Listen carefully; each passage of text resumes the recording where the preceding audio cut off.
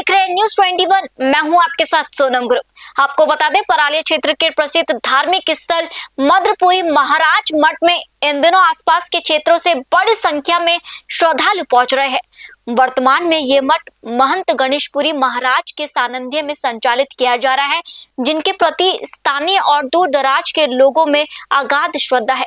इस पावन धाम परिसर में बालाजी धाम और नंदी गौशाला का भी भव्य संचालन किया जा रहा है। हाल ही में न्यूज़ 21 की टीम ने परालिया गांव की जनता, महंत गणेशपुरी महाराज और गौशाला कार्यकारिणी टीम के साथ क्षेत्र की समस्याओं और गौशाला के विकास कार्य को लेकर एक विशेष चर्चा की है। मठ और नंदी गौशाला के संचालक महंत गणेशपुरी महाराज ने क्षेत्र की कई प्रमुख समस्याओं और कई सारे मुद्दों पर गहन मंथन किया है।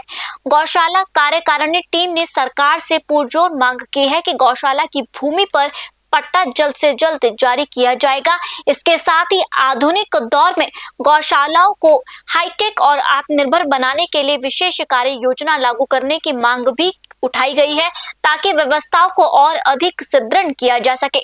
चर्चा के दौरान सामने आया कि गौशाला परिसर में निर्माण और विकास कार्य लगातार जारी है।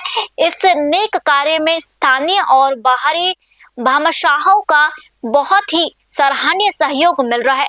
भामाशाहों द्वारा दिए जा रहे दान और सहयोग से ही गौवंश की देखरेख सुचारू रूप से चल रही है। गौशाला कार्यकारिणी टीम और ग्रामीणों ने राजस्थान के मुख्यमंत्री भजनलाल शर्मा से गौशालाओं को मिलने वाले सरकारी अनुदान को लेकर एक विशेष अपील की है।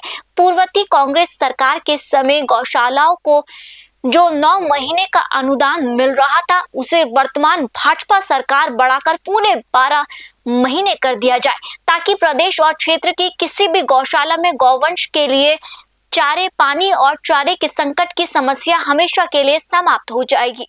बातचीत के दौरान पूरी कार्यकारिणी और ग्रामीणों ने सरकार के सामने अपनी इस मांग को प्रमुखता से दोहराया। तो गणेशपुरी जी महाराज हमारे से लाइव तस्वीरों में न्यूज़ 21 नेशनल चैनल के माध्यम से जुड़े हैं। बालाजी धाम की पूरी सेवा करते हैं और गौशाला है उसको भी चलाते हैं।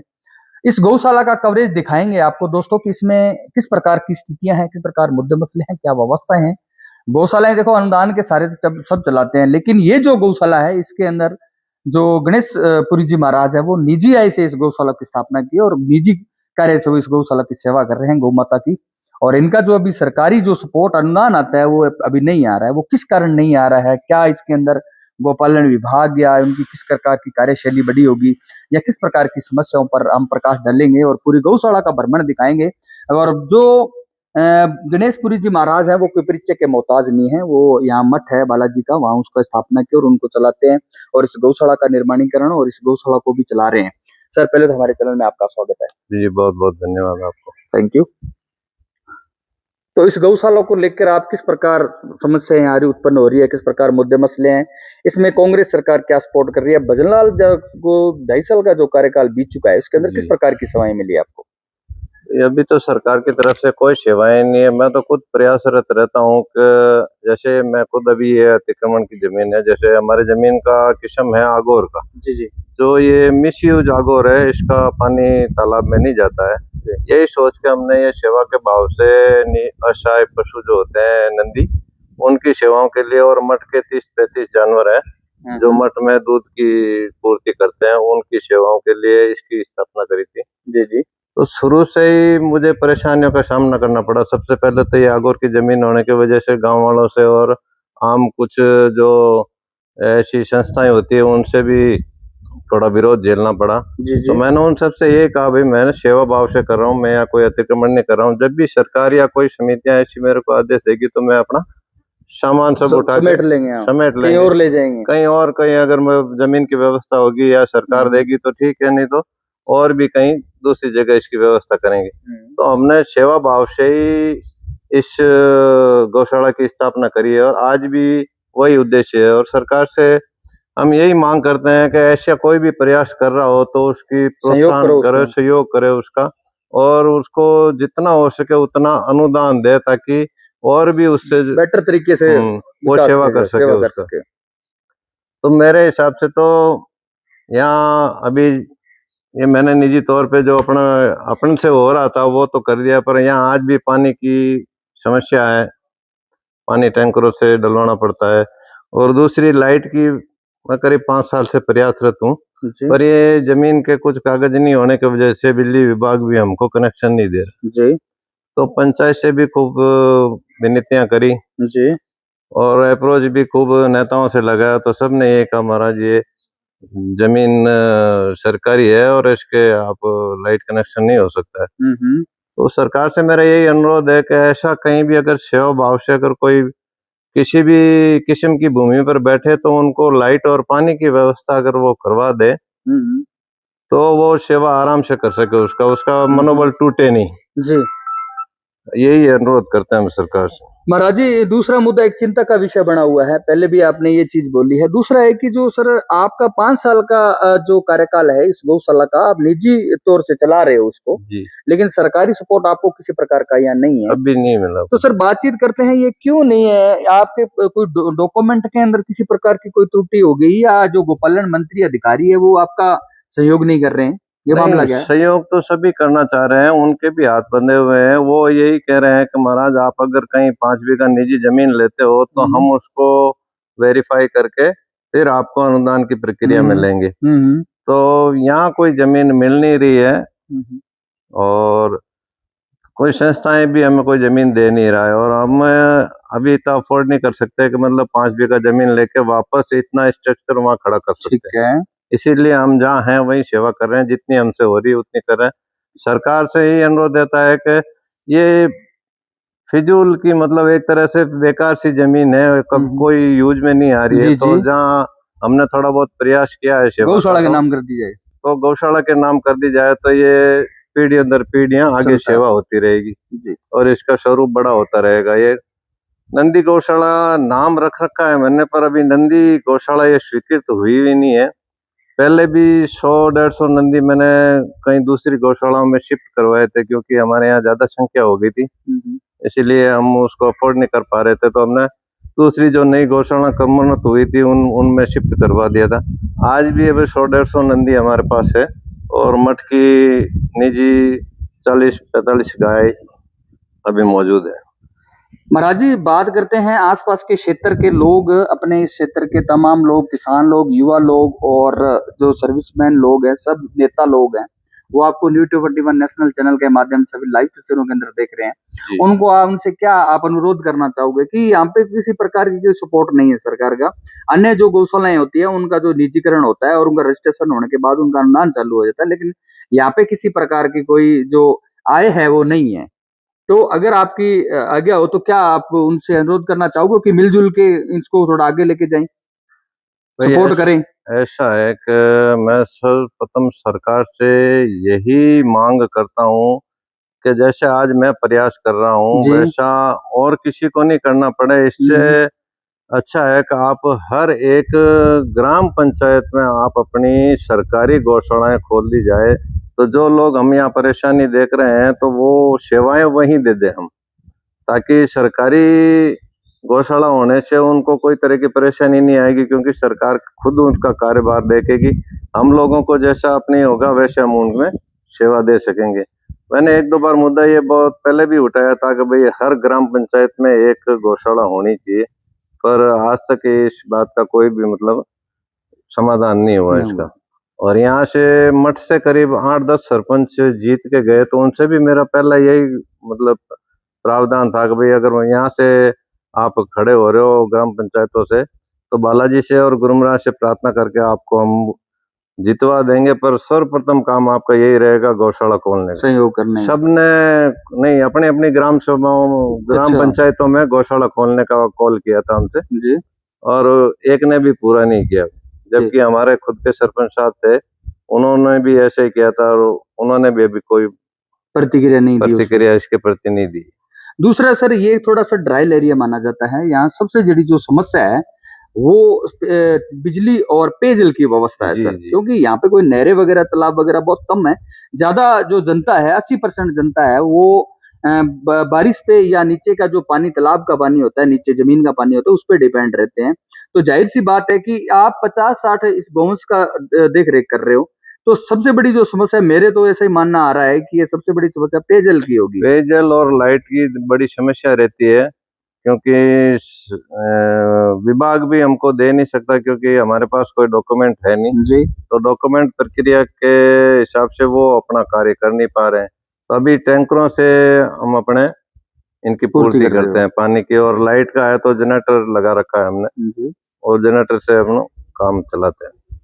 दोस्तों, हम पूरी इस गौशाला का हम कवरेज आपको दिखाते रहेंगे। इसमें किस प्रकार की व्यवस्था है, किस प्रकार मुद्दे मसले हैं, किस प्रकार की समस्याएं हैं, और पूरी हमारे से जुड़े रहिए। न्यूज़ 21 दर्शकों जुड़े रहिए हमारे से। इस वीडियो को लाइक करें, कमेंट करें, शेयर करें, और ज्यादा से ज्यादा इतना वायरल करें, इतना सेवा में शेयर करें। इसका भी वीडियो लेना बेटा। सेवा के प्रति का महाराज के ये फव्वारे भी लगा रखे हैं इन्होंने, पंखे भी लगा रखे हैं। ये दोस्तों आप लाइव तस्वीरों में न्यूज़ 21 नेशनल चैनल के माध्यम से देख सकते हो कि जो जिनको अनुदान मिलता है वो भी काफी प्रयास करते हैं, लेकिन ये फव्वारा जो सिस्टम है, देखो ऐसी जो है जैसे होता है, ये फव्वारा सिस्टम लगाया जाता है, और ये पंखों का भी यहाँ स्थापना की गई है। और आप देख सकते हो कि कितना अच्छा यहाँ व्यू किया गया है। लेकिन इसमें ये पर्सनल सहयोग कर रहे हैं। अगर इसके अंदर जनता या राजनेता या पॉलिटिक्स लोग अगर जुड़ते हैं, या सरकार इसके अंदर जो इस नंदी गौशाला की अगर थोड़ा सा सपोर्ट करती है अनुदान को लेकर या अन्य योजनाओं के तहत, तो जो गणेशपुरी जी महाराज हैं वो काफी जो मुद्दे मसले और समस्याओं का निवारण कर सकते हैं।